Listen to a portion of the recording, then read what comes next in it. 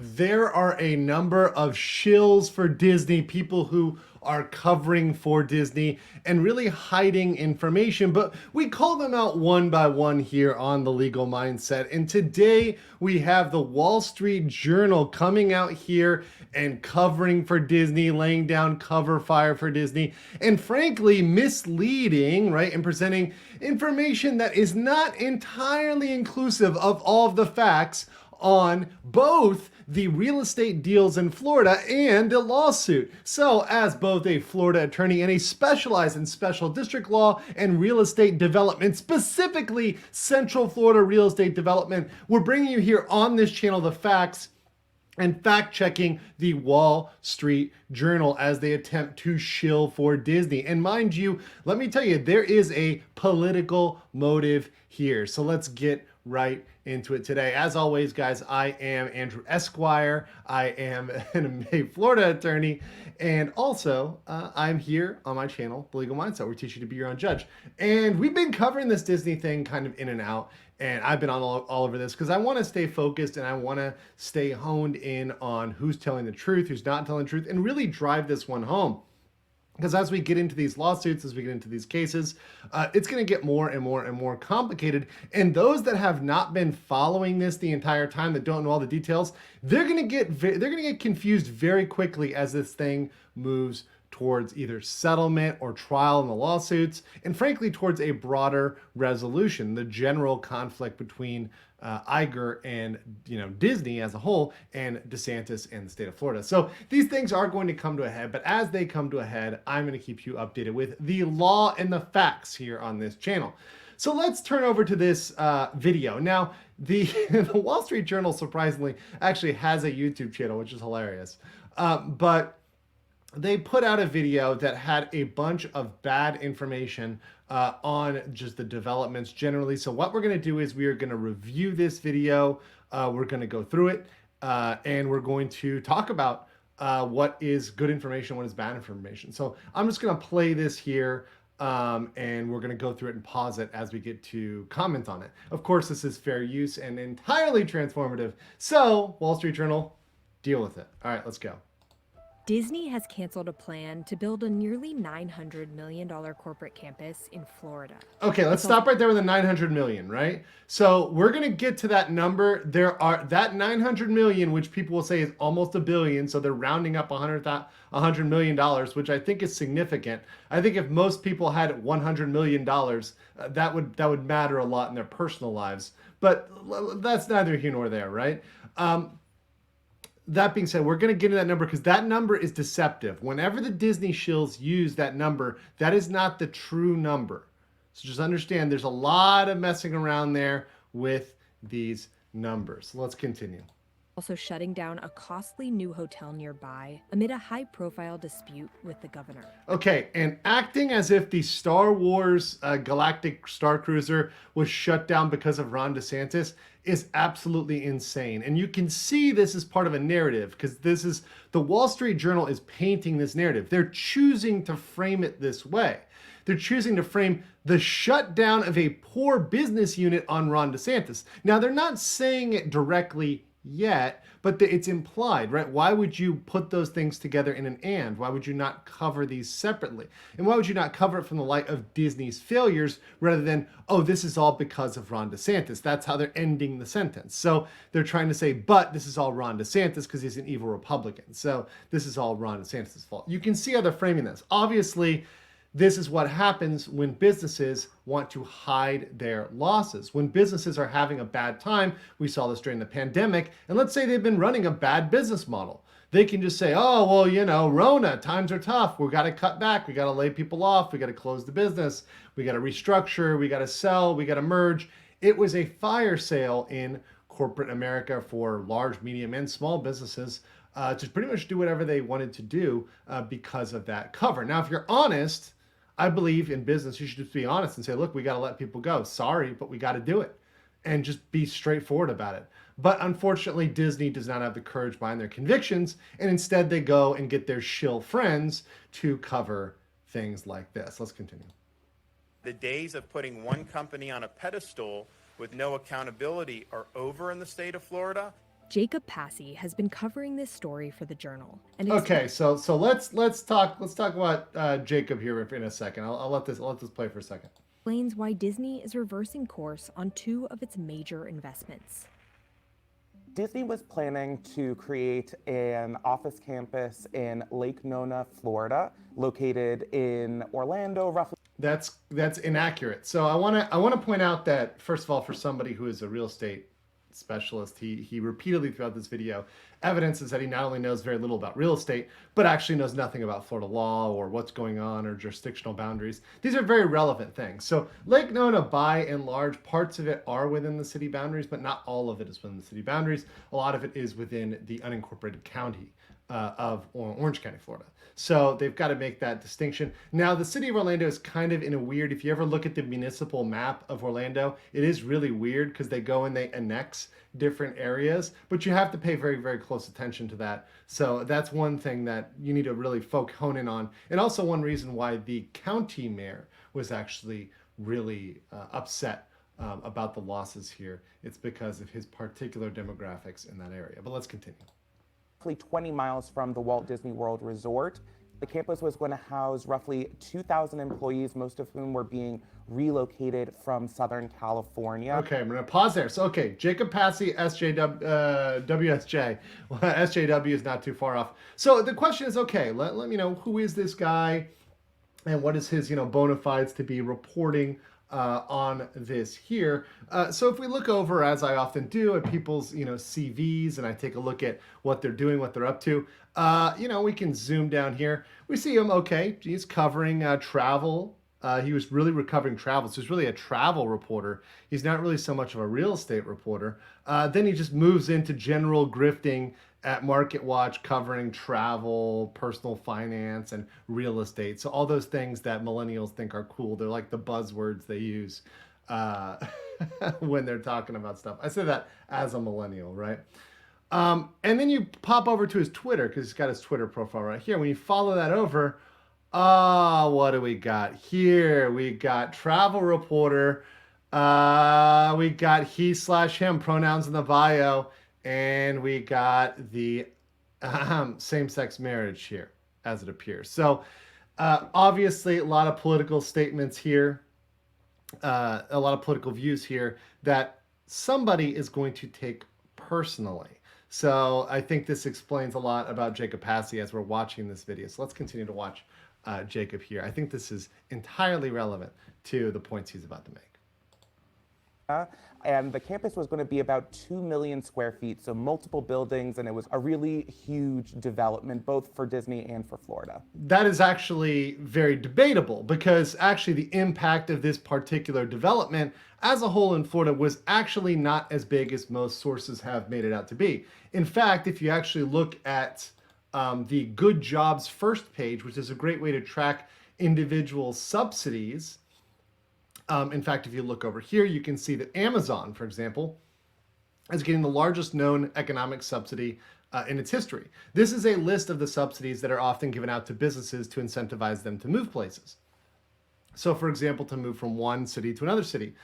And I am not a fan of subsidies because they create false incentives and allow the corporations to say, oh, we're building all this development here, right? Let's say they said we're going to build $1 billion worth of development, but they're being paid $900 million in subsidies from the government. So they're really only investing $100 million. They're not investing nearly as much. 10% is what they're saying. It's really false advertising. And if you knew that the government was paying for that percentage, would you be okay with that? And let's go over to the subsidy tracker for Disney, shall we? This is the relocation, the Disney campus that they keep talking about, and they keep using the $1 billion number. Well, if we zoom in here, and actually I'll move myself off to the side here and zoom in so you guys can see this nice and well. This is the Lake Nona subsidy tracker. So the capital investment, the money they were supposed to move in there, was $864 million. So not $1 billion, quite less than that, 136 million. Lawyers are only good with math when it comes to numbers. But the subsidy value was $570 million.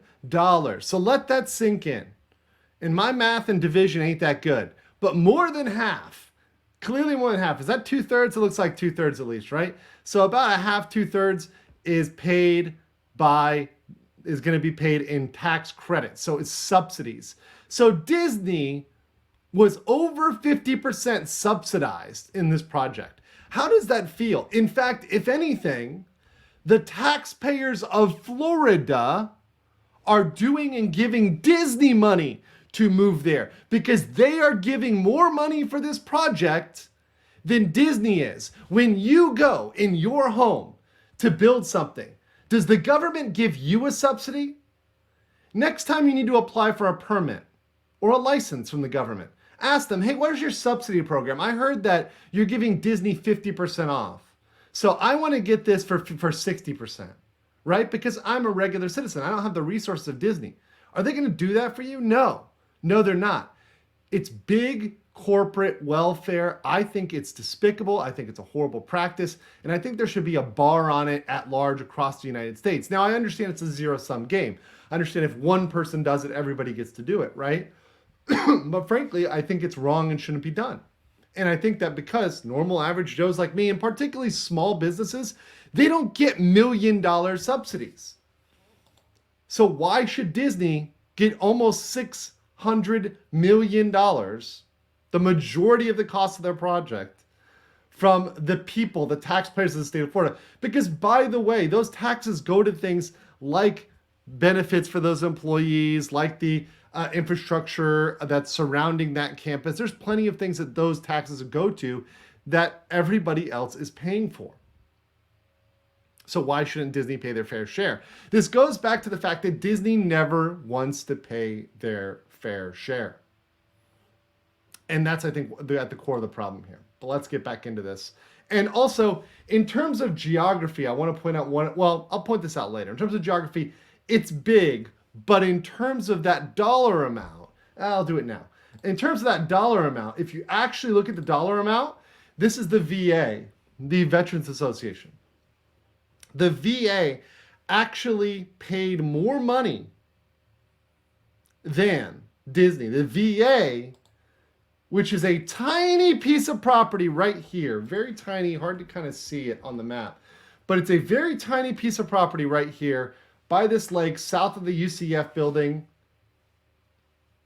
It's already built. It's on a sliver, maybe 1/5 or maybe even one less, 1/6, 1/7, 1/8 the size of the Disney campus, but they paid more than Disney paid in terms of unsubsidized costs. So once again, is Disney doing that much? I really don't think they're doing as much as they say they're doing. And they're being given subsidies simply for that Disney name. Don't think that's fair. And once again, I think that's a form of corporate welfare. Let's continue. Additionally, Star Wars Galactic Star Cruiser is going to be shutting down at the end of September. Dubbed by fans the Star Wars Hotel, this was a multi-day, multi-night experience where you got to live out your own Star Wars adventure. Do you recognize any of these characters? I don't, right? Don't recognize the captain, don't recognize the crew, don't recognize the Star Cruiser, and frankly, that's the biggest issue. The biggest issue is they decided not to make it the Death Star experience or the Millennium Falcon or something else super cool. They decided to make it some lame off-brand Star Cruiser where all you got was Rey and Chewie, and no one really cares about just Rey and Chewie and some other random characters you don't know about. People would have paid money for Luke Skywalker, Darth Vader, Han Solo, Princess Leia, Boba Fett, but they did not want to go back. KK wanted to go forward. Huge mistake, massive mistake, and missed out on a ton of money they could have made here. They also did it in a way that was catering to the upper crust when really you needed to simplify it as much as possible and just let people's imagination be the key here. But that's something clearly Disney has lost. Let's continue. Was first announced back in 2017 and opened just last March and cost around $350 million to build, according to sources the journal spoke to. Once again, those funds aren't, because they cost that amount does not mean that the taxpayers of the state of Florida received that. In fact, back then when it was constructed, remember, a lot of those development funds would have gone to Reedy Creek, which Disney controlled. So those costs aren't direct injections in the Florida economy. It's not like the average Joe in Florida is suddenly getting $1 million check. These numbers they throw out, they're not as magical as they make them sound, and oftentimes they're more puffery than anything else. Galactic Star Cruiser experience came up against multiple headwinds. For starters, it was very expensive to operate. Unlike a normal hotel, it had way more employees, folks in costumes and characters roaming at all times. It was only about 100 rooms though, so Disney had tight margins on this project. Disney cited Yeah, it was a bad model. And look, those things are true. But on top of that, I think that those things can be true. And on top of it being way too expensive, nobody was interested in the concept. If the concept was interesting, even with a tight margin, it would have been booked forever. That would have been booked out by superfans forever. However, it turns out they couldn't even fill the meager rooms that they had. Changing economic and business conditions as their reasoning behind shutting down these two projects. More recently, Disney has announced that they're going to be cutting around 7,000 jobs across the company. And see that's a big one. So cutting 7,000 jobs. So right now they're slashing jobs across the board. So they're not bringing in any new jobs. As a whole, they're reducing jobs. So any promise to add jobs is really just shifting from one to another. It's really only accruing a cost savings on Disney. See, trying to act like Disney is being altruistic in shifting or desiring to shift employees from California to Florida, it's not altruistic at all. It's literally corporate survival and corporate cost balancing. They're wanting to pay less in Florida. That's just the fact. And that's why people move to Florida, because we don't have the onerous regulation of California, which is near, it's near Soviet Russia in terms of level of regulation. Shedding around $5.5 billion in expenses. Disney is also in the midst of a war of words and a legal battle with Governor Ron DeSantis of Florida. Okay, so it's more, see, that's once again him downplaying the issues. It's downplaying the fact that Disney has in fact been sued in state court, which, by the way, they're not going to mention state court at all here. They're just going to mention the federal lawsuit because they don't pay attention, or if they do pay attention, they're only paying attention to what they want to, not what actually matters. But that being said, Disney has engaged in overt acts as a company, and as well, right, in addition to that, has gone out and taken political stances. They said, this is our official political stance. Completely unnecessary, something they did not have to do, and saying, we will oppose this governor. Those are words that came from Disney, which started this mess. Bob Iger didn't have to come out and say, we will oppose this legislation. They had no business doing that. They had no business to go out there and do that as a company. They just had to keep making money. But Bob Iger had to go out there and pick a fight. This is a fight that was picked by Bob Iger. Once again, Democratic presidential hopeful, somebody who at one point wanted to run for it. And in fact, it seems like he may be angling in the future for that. It seems like he may still have some aspirations trying to build him up as this pillar of resistance. I think that's more of the book that's being written here than Disney's profitability. So let's continue. Conflict started last year when Disney spoke out against the so-called "Don't Say Gay" bill that Governor Ron. So let's understand. And by the way, I like how they're saying protect children. So I've kind of shown you guys, the bias of this gentleman. I'm not surprised that he is going to call it the incorrect name, right? Because that is not the correct name of the bill. The name of the bill is indeed the Parental Rights and Education Bill, but of course he's going to call it the wrong name. Of course, I could turn around and call it the Anti-Grooming Bill, right? That would be just as inaccurate as Don't Say Gay, and in fact, just as pejorative, just as hyperbolic. But no, I'm going to resort to the factual name, which is the Parental Rights and Education Bill, which prevented young children from having sex imposed on them as part of the curriculum. Any form of sex, whether it's heterosexual, LGBT, or otherwise. That's it. Very young children. I don't think that should be controversial, but apparently, and according to the framing, Wall Street Journal does endorse this because having your reporter come out here and frame this in a positive light and use a pejorative language shows that they're not concerned about dollars and cents anymore. The Wall Street Journal is just concerned about agenda and shilling for their corporate ally. DeSantis championed. My job is not to kowtow to some woke corporation in Burbank, California. My job's to stand up for the children of my state. Since then, And once again, don't see a problem with that statement, but also there's a broader issue in the broader context of, as a whole, right? Are companies immune from legislation because they take up a contrary political position? Does that apply to Republican companies in California? So can a Republican company that takes a pro-Second Amendment stance have much more strict protections? What happened during Rona? What happened with the doctors that spoke up in California and were clamped down on and were attacked? Where were these protections? Where was the First Amendment when it was folks who were small and on the right being attacked by the militant left in California? Where were they? Now, all of a sudden, they become free speech advocates, something they've never cared about and certainly didn't care about during the pandemic when we were hopping up and down talking about real free speech and real government stifling of the public discourse, not a state passing completely legal regulations relating to subdivisions of the state, which Reedy Creek is. Let's continue.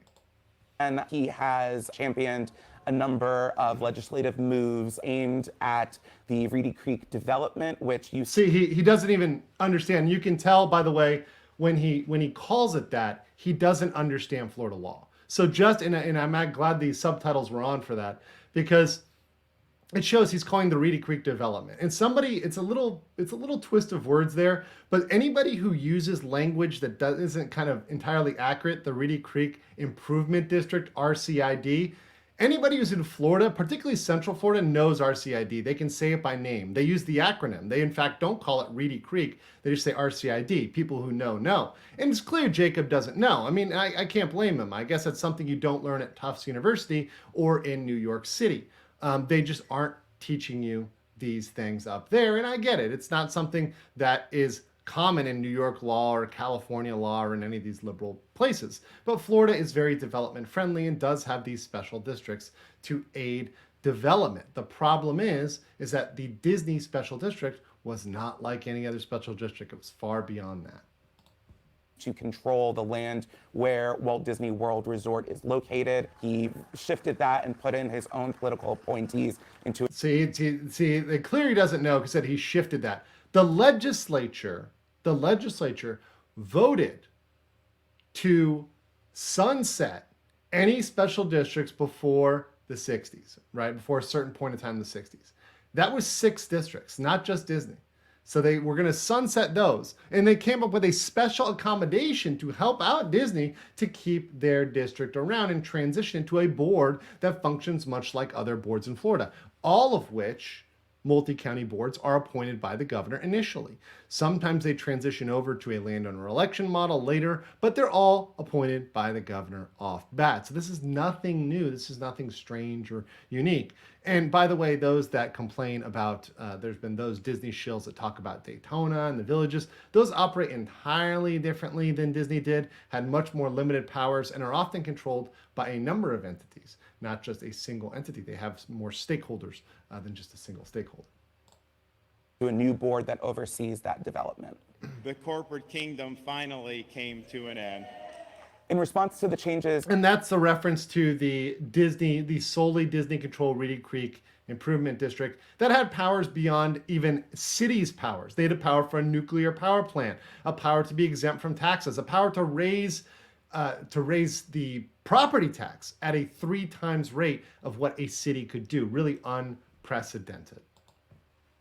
Of the Reedy Creek District, Disney has filed a federal lawsuit claiming that DeSantis and other Florida lawmakers are retaliating against the company. I love how they flip through and they highlight. What they're not highlighting is that there's a state lawsuit, right? That's out there. Why aren't they talking about the state lawsuit? It's weird. It's weird how they don't talk about that. Shouldn't they know about that? Isn't that kind of major? Isn't that something that might be handled first legally because that's kind of the requirement? Oh, sorry. They don't actually know the law. For exercising its First Amendment rights. I don't think the suit has merit. I think it's political. These projects were going to bring some... And it entirely is political. It's made to send a political point. It's made to send a media point. Everybody who's analyzed this legally, and thank you everybody in the comments who's left their comments on this. People who are in the law, people whose family is in federal courts, they've read this and said this is a joke. This lawsuit is a joke. This is absolutely nothing burger. This is the weakest case they've ever seen, particularly on the First Amendment issues. It's just to give them the talking points and give Diz Twitter, the Diz blogs, and Disney these weak talking points to say, First Amendment. It doesn't actually have substance. High-paying jobs to Central Florida. Employees there were going to be earning, on average, $120,000 a year. So now he's conflating Reedy Creek with Lake Nona, which are two entirely separate things. See, he clearly doesn't understand it. And in the beginning, it's kind of funny. He didn't follow his own map. In the beginning, they had a map and they had a little Lake Nona thing. But what I think happened is he's just speaking, and his editors, who maybe his video editor, who's probably a little smarter than he is, went out and put the little map with a dot on Lake Nona. He clearly doesn't understand that Lake Nona and Reedy Creek are entirely separate. Lake Nona was never under Reedy Creek jurisdiction. So conflating this with DeSantis and what's going on in Reedy Creek, completely unrelated. Reedy Creek is a separate entity from Disney.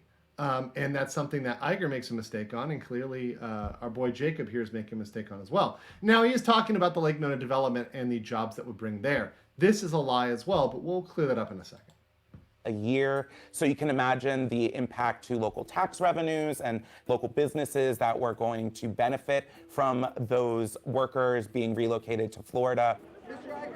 So that's one thing to clear up real quick. First of all, this talk about the benefit, our state does not have a personal income tax, unlike New York and California, which I'm sure the Wall Street Journal is more familiar with.